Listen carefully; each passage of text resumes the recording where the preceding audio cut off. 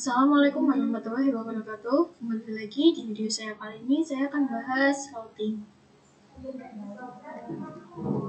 Jadi, routing itu bekerja untuk menunjukkan tuntunan cepat agar suatu paket data itu bisa sampai ke tujuannya atau terbatas diartikan sebagai proses melawankan data dari satu jaringan ke jaringan lain. Nah, jadi jika kita melihat di sekitar kita, routing itu bekerja layaknya akan terbos. Apabila kita mengacu pada network model, baik itu TCP atau IP model maupun IC model, maka proses routing ini terdapat pada layar ketiga. Nah, pada layar ketiga ini berkaitan dengan network model, yaitu pengalaman IP. Nah, untuk mengimplementasikan routing, kita membutuhkan yang namanya perantara. Nah, perantaranya itu berupa router ataupun switch. Nah, router itu digunakan untuk menghubungkan jaringan berbeda network. Nah, switch itu digunakan untuk menghubungkan jaringan yang masih satu network.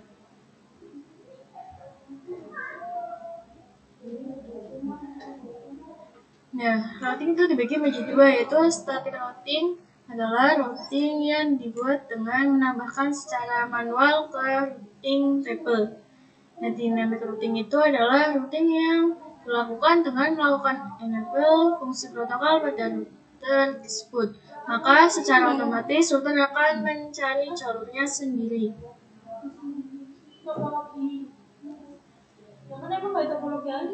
Nah, lanjut ke materi berikutnya, yaitu konsep dynamic routing.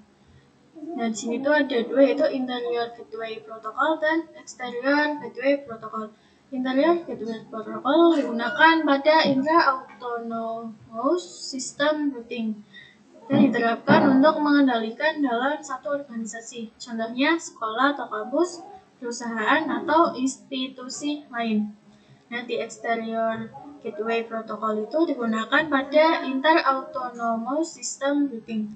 Diterapkan untuk mengendalikan sistem administrasi yang berbeda atau biasa digunakan dalam internet. Contohnya ISP ke ISP, perusahaan ke ISP, atau kampus ke ISP. Contoh protokol AGP yaitu Distance Vector Routing Protocol. Contohnya itu ada RIP v1, RIP v2, dan AGRP.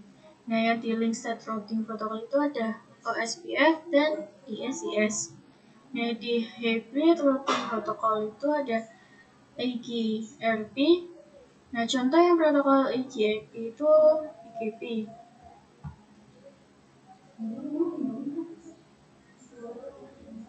Nah, di routing table ini berisi informasi mengenai rute atau jalan. Nah, di routing table ini berisi informasi mengenai rute ke jaringan atau network tertentu dan berisi nilai prioritas atau metrik dari masing-masing route. Nah, di routing table itu terbentuk dari semua rute yang berasal dari dynamic routing protocol. Semua rute untuk networknya directory connection ke router dan konfigurasi tambahan ke static route.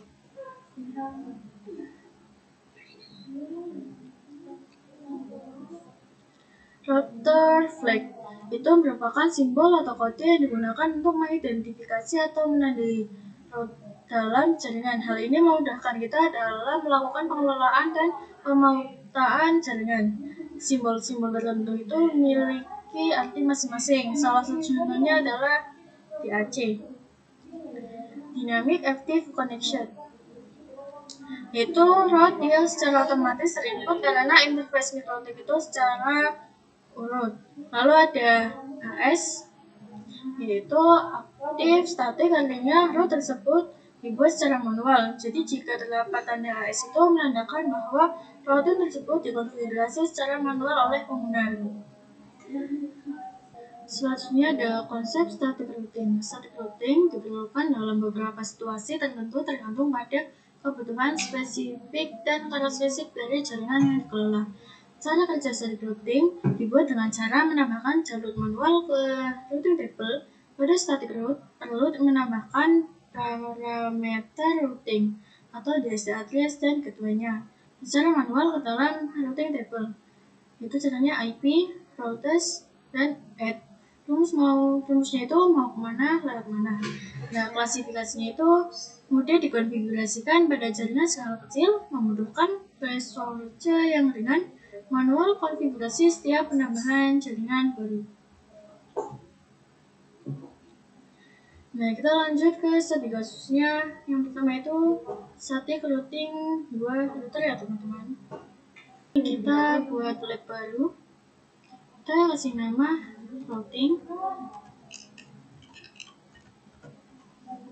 Kemudian kita add.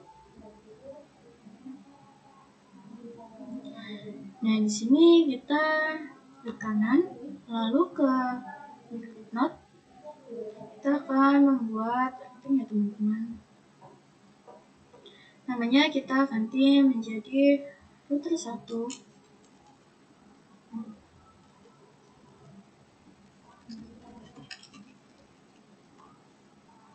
Kemudian keyboard optionnya kita hapus. Kemudian kita save. Kita buat satu lagi. Kita kasih nama router 2. Keyboard optionnya juga kita hapus. Kemudian kita save. Kita tambahkan ISP-nya. Kita kasih nama ISP.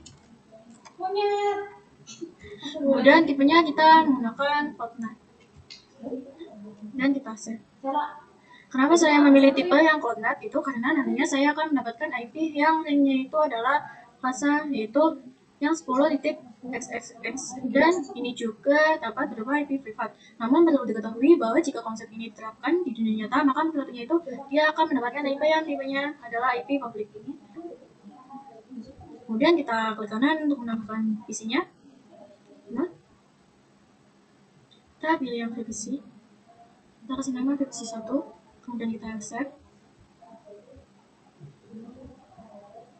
Kita buat lagi yang VPC 2.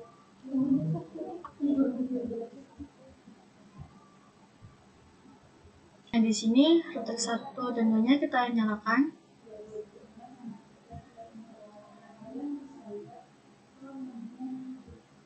Kemudian kita sambungkan ISP ke router 1-nya.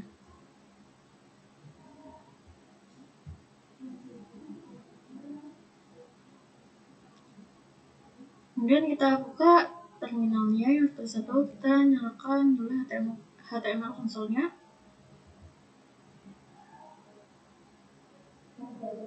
Nah, di sini kita loginnya admin.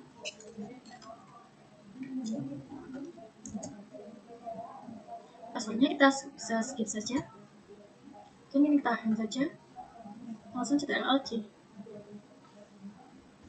Di sini kita aktifkan IP address print. Maka di sini IP-nya akan keluar 10.10.137.225 ya teman-teman. Kemudian kita klik add 1 ini.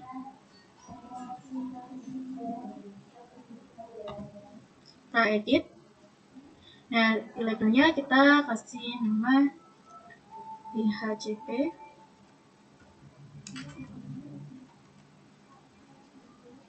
Kemudian kita kasih namanya addressnya ini ya teman-teman, addressnya.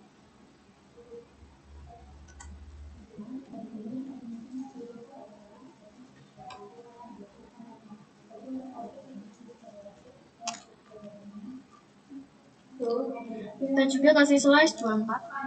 Kemudian kita apply. Kemudian di sini saya akan mengedit. Kemudian kita bisa pilih teks ya teman-teman. Di sini saya akan mengasihkan teks IP-IP yang ada di router di VPC 1 dan VPC 2. Nanti kalian lihat hasilnya saja ya teman-teman. Nah, jika sudah, kita akan mengubah hostname-nya ya teman-teman. Kita klik terminal di router 1-nya. Kemudian kita tekan sistem identity set name. router 1. Kemudian kita enter. Dan sini kita coba cek dengan perintah system identity print. Nah, maka di sini namanya sudah berubah menjadi router 1. Kita juga ubah di router 2-nya, teman-teman. System identity set name router 2. Kemudian kita enter. Dan kita cek dengan perintah system identity print. Maka di sini namanya sudah berubah ya teman-teman. Nah, di sini kita perlu melakukan koneksi dari VPC yaitu melalui command .com. Kita cari dulu.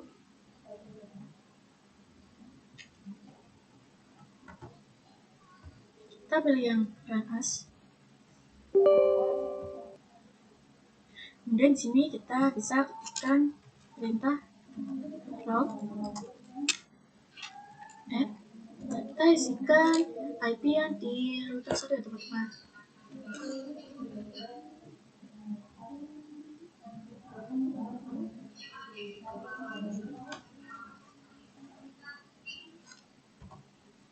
Kemudian masknya kita isikan 255.255.255.0. Sama kita masukkan IP yang di binetnya ya teman-teman.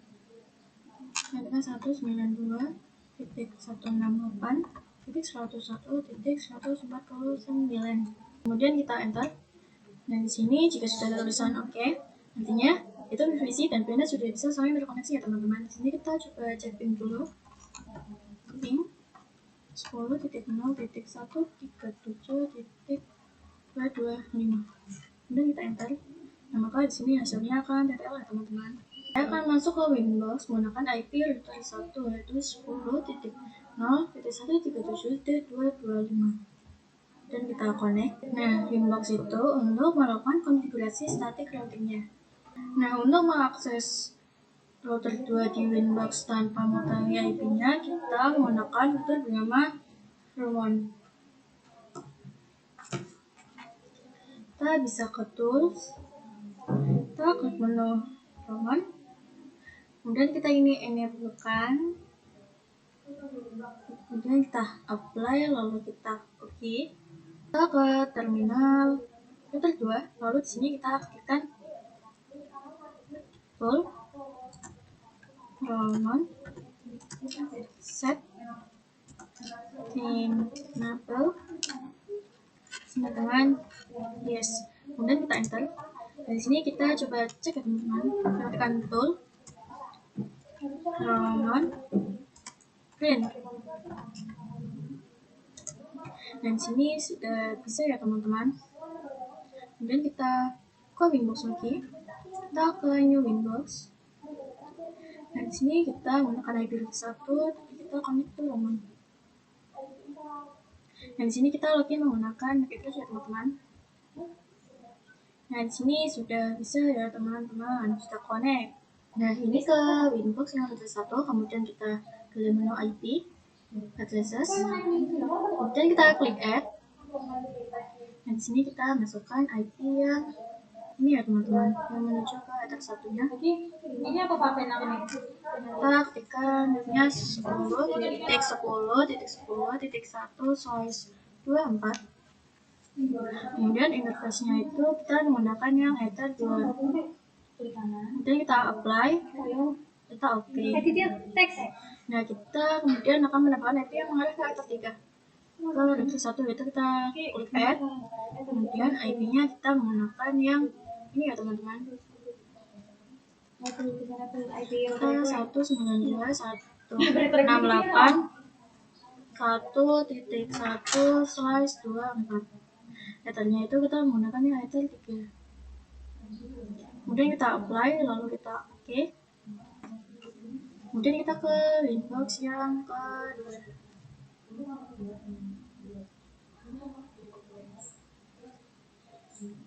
Nah, lalu kita buka yang router 2-nya ya teman-teman, yang Winbox router 2. Kita ke menu IP, address, dan kita bisa klik add. Kita masukkan IP yang ini ya teman-teman.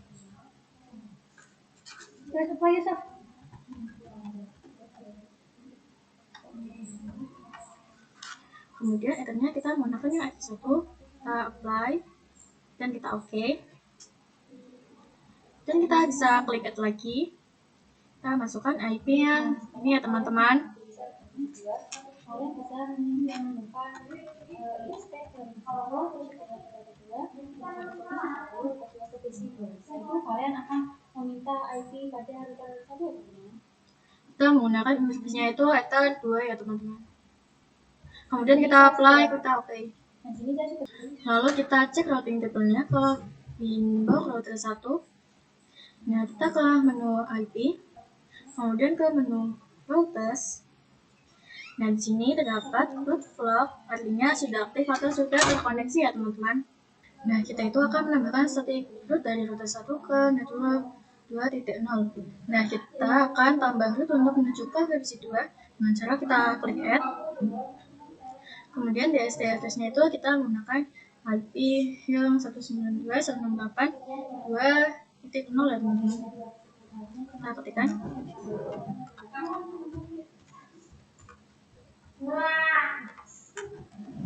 OS 24.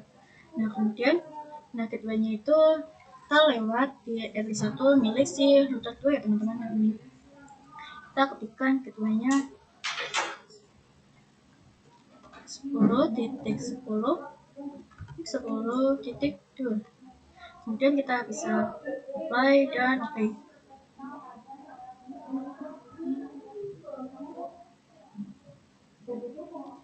Nah, di sini network 2.0-nya sudah muncul menjadi AS atau agent static ya teman-teman. Di sini kita ke window yang router 2. Kita bisa pilih menu IP. Nah, di sini tuh adanya 10.0 dan 2.0. Nah, 10.0 itu mengarah ke router 1, sedangkan 2.0 itu mengarah ke VPC 2. Dan di sini kita akan melakukan konfigurasian, kita klik add. Kemudian kita di SD address-nya kita isikan 192.168.1.0/24. Kemudian gateway-nya itu kita menggunakan yang 10.10.1 ya teman-teman. Kemudian kita bisa apply lalu kita OK.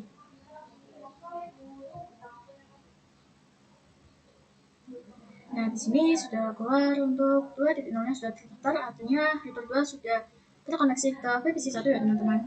Nah, di sini kita akan melakukan pengujian. Kita nyalakan VPC 1 dan 2-nya ya teman-teman. Kemudian kita masuk ke VPC 1. Nah, di sini kita coba masukkan IP-nya 192.168.2.24. Kemudian kita juga masukkan IP gateway-nya 192.168.1.1. Kemudian kita enter. Nah, di sini kita coba cek menggunakan show IP. Dan di sini IP-nya sudah ada ya teman-teman. Kita lakukan di VPC 2 juga. Kita ketik IP 192.168.2.2/24. Kemudian kita masukkan IP gateway-nya juga 192.168.2.1. Kemudian kita enter. Kemudian kita cek dengan menggunakan perintah show IP. Nah, di sini IP-nya sudah ada ya teman-teman. Nah, jika VPC 1 dan 2 sudah berhasil, kita lakukan hypothesis, artinya kita sudah berhasil melakukan start routing pada router 2 ya teman-teman. Nah, sekarang kita lakukan uji coba. Kita masuk ke inbox yang router 2, kemudian ke new terminal. Ini kita ctrl C saja. Kemudian kita coba ping ke Ethernet ke router 1. Kita ping 192.168.1.1. Ya, enter. Nah, maka hasilnya kan TTL ya teman-teman. Artinya dari router 1 ke router 2 itu atau sebaliknya mereka sudah saling terkoneksi. Nah, lalu kita akan coba tes dari VPC 1 ke VPC 2 ya teman-teman. Tapi 192.168.2.2. Kemudian kita enter. Nah, di sini hasilnya akan TTL ya teman-teman. Kita lanjut ke pembahasan selanjutnya, yaitu studi kasus relative routing 3 router. Kita di sini akan menambahkan router lagi ya teman-teman. Kita bisa klik kanan.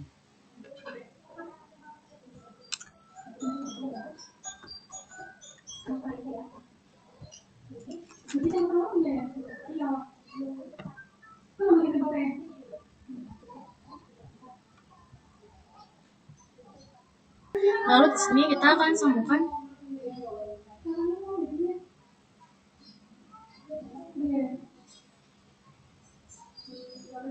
Di sini kita akan menambahkan ini ya teman. Kita edit.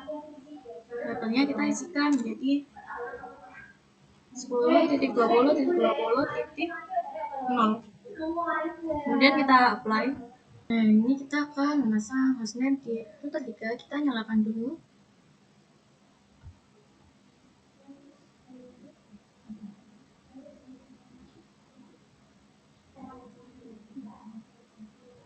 Kita masuk ke router 3-nya, lalu kita bisa ketikkan sistem identity set dan router 3. Dan kita enter. Dan kita cek dengan sistem identity print. Maka di sini sudah berubah ya teman-teman namanya. Nah, nantinya itu kita akan melakukan addressing di router 2 dan 3. Karena di router 2 itu dia nambah satu ethernet, yaitu ether 3 dengan IP 20.1.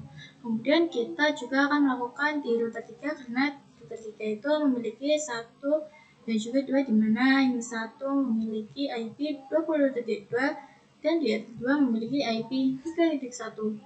Nah, di sini kita akan melakukan yang router 2 terlebih dahulu. Kita bisa ke IP, kemudian ke address, dan di sini kita bisa klik add, kemudian kita masukkan addressnya 10.20.20.1/24. Kemudian interface-nya kita menggunakan ether 3. Kemudian kita apply, kita OK. Sekarang kita coba addressing di router 3-nya dengan menggunakan fitur roaming juga. Kita masuk ke router 3-nya ini. Kemudian kita ketikkan tool roaming set enable sama dengan yes. Kemudian kita bisa enter. Kita coba cek dengan tool roaming print. Nah, di sini sudah sambung ya teman-teman. Kemudian kita ke Windows yang router satunya. Nah, di sini kita bisa new Windows ya teman-teman. Kemudian kita bisa menggunakan connect roaming. Tunggu. Nah, di sini kita menggunakan yang router 3. Kemudian kita open ini new window dan kita connect. Nah, di sini sudah bisa ya teman-teman. Nah, ini kita masuk di router 3-nya, kemudian kita ke menu IP, address. Nah, di sini kan belum ada, kita akan menambahkan kita klik add. Kemudian addressnya kita 10.20.20.2/24. Ethernya itu masih sama, itu 1, kemudian kita apply. Kita OK. Kemudian kita klik add lagi. Addressnya kita akan menjadi 192.168.3.1/24. Nah, interface-nya itu kita menggunakan yang ether 2. Kemudian kita apply. kita oke. Kemudian kita ke IP, kita ke routers. Nah, di sini kan belum ada network yang VPC 2 dan VPC 1. Kita akan menambahnya, kita klik add. Nah, di SD address-nya itu kita akan menjadi 192.168.2.0/24. Gateway-nya kita akan menjadi 10.20.20.1. Kemudian kita apply, kemudian kita oke. Kita tambahin lagi untuk yang ke VPC 10.10.10.0/24. Gateway-nya kita nanti juga menjadi 10.20.20.1 dan kita apply, kita oke. Kita tes lagi untuk tujuan ke VPC 1-nya. 192.168.1.0/24. Gateway-nya kita masih sama 10.20.20.1. Kemudian kita apply dan kita oke. Nah, sudah selesai untuk konfigurasi untuk di routernya. Nah, di sini kita akan menambahkan routernya lagi.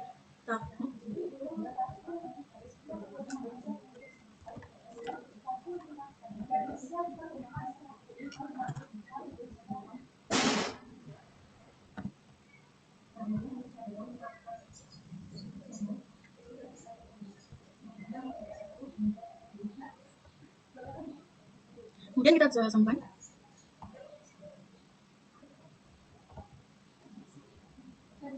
Nah, ini kita masuk ke router 4 untuk mengubah hostname ya teman-teman. Kita bisa tekan sistem identity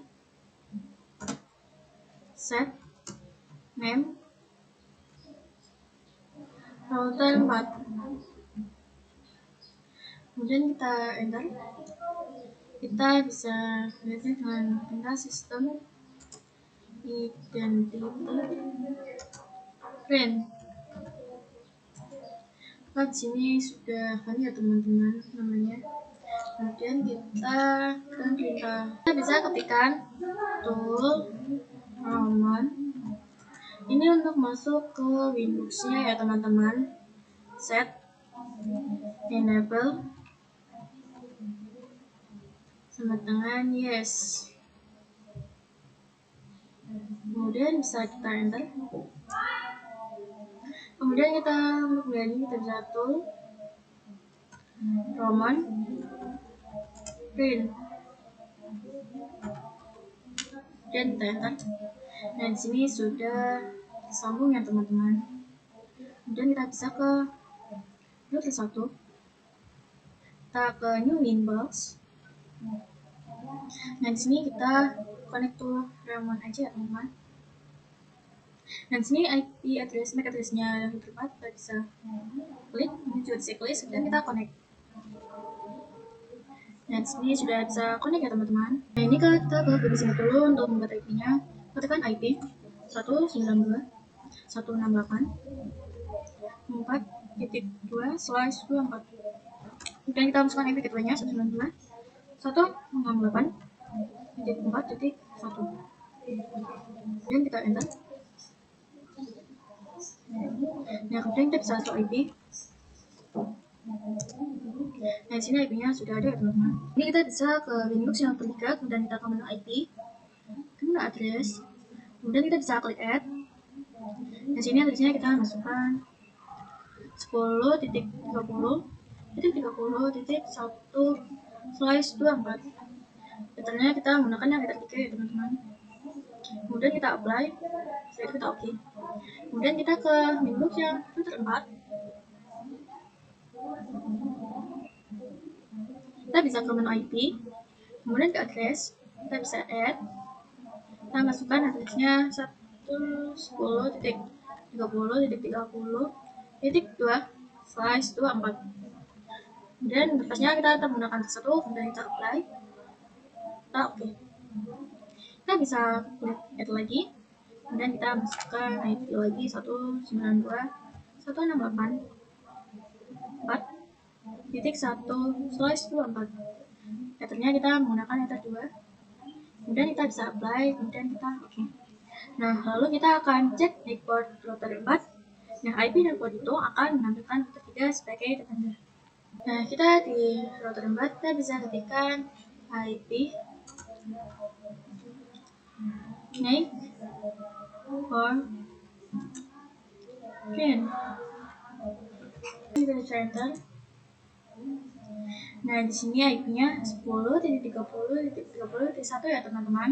Nah, ini kita akan membuat static routing pada router 4 dan route 3.0 dan 4.0 itu adalah di tengah, jadi kita tidak perlu ditambahkan lagi. Level lainnya itu perlu dibuat static routing. Kita bisa ke Winbox yang router 4, kemudian kita bisa ke menu IP, route, kemudian kita bisa klik add. Ini kita masukkan IP-nya 192.168.3.0/24. Kemudian gateway-nya kita masukkan 10.30.30.1. Kemudian kita bisa apply, kita oke. Dapat yang menuju ke router 2, kita bisa klik add lagi. Kemudian address-nya kita sertikan 10.20.20.0/24. Keduanya kita masukkan 10.30.30.1 dan kita bisa apply, kemudian kita oke. Kita add lagi, kita masukkan IP-nya 192.168.2.0/24. Keduanya 10.30.30.1. Kemudian kita bisa apply, dan oke. Kita bisa add lagi,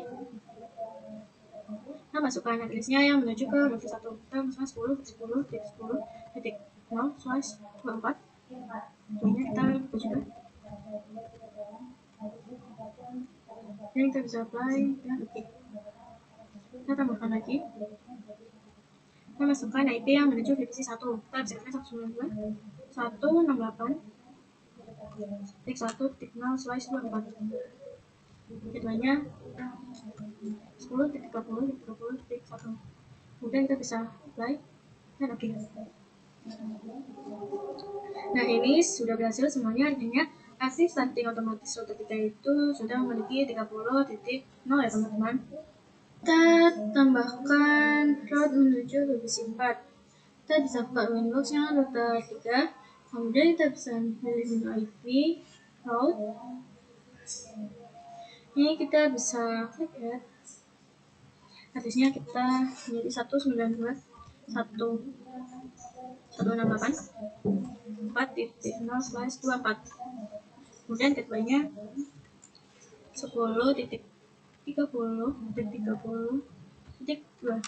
Kita bisa apply, dan kita oke.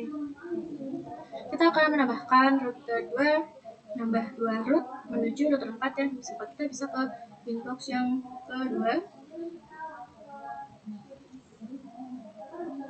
Kita ke menu IP, route, dan kita bisa add. Di sini address-nya kita masukkan 10.30.30.0/24. Kemudian gateway-nya 10.20.20.2. Kemudian kita bisa apply, dan kita oke. Kemudian kita bisa plus lagi, address-nya kita masukkan 192.168.4.0/24. Nah, gateway-nya kita masukkan 10.20.20.1. Kemudian kita bisa apply, dan oke. Kita juga ke menu Windows yang 1. Kita bisa add,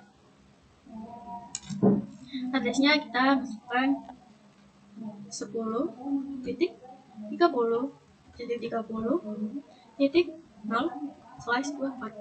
Gateway-nya kita masukkan 10.10.10.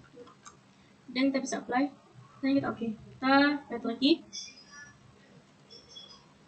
192.168.4.0/24.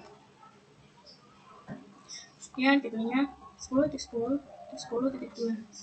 Kita bisa apply dan kita oke. Nah, lalu kita coba ping di VPC 4-nya. Kita ping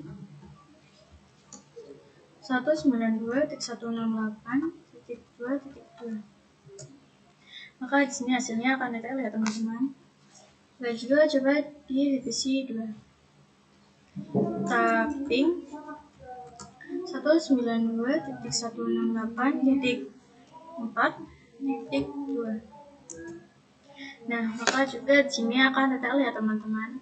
Kita lanjut ke materi static routing with internet. Kalian bisa ke Winbox Router-nya, kemudian kita ke New Terminal. Kita bisa install Alt C. Kemudian kita bisa ketikkan IP router at gateway sama dengan 10.10.10.1. Kemudian kita bisa enter. Kemudian kita cek dengan perintah IP route clean. Nah, di sini ini kosong-kosong ya teman-teman. Kemudian kita ke Windows Router 3. Kita bisa add. DSL-nya kita kosongkan. Kemudian gateway-nya kita isikan 10.20.20.1. Kemudian kita bisa apply dan kita oke. Kemudian kita ke Windows Router 4. Di sini kita bisa add. Ini DSL-nya kita kosongkan saja, gateway-nya kita bikin jadi 10.30.30.1. Kemudian kita bisa apply dan kita oke. Kita ke menu router 1. Sini kita bisa ke IP, kemudian ke firewall, ke NAT. Sini kita bisa klik tanda plus, kemudian C-nya itu SRC-NAT. Out interface-nya kita menggunakannya Ether 1. Kemudian backend action-nya kita menggunakan mesh baret. Kemudian kita bisa apply, lalu kita oke. Kemudian kita bisa coba ping di router 4-nya. Kita bisa ping 1.1.1.1. Enter. Kita di sini hasilnya akan DTL ya teman-teman. Kemudian kita coba ping google.com.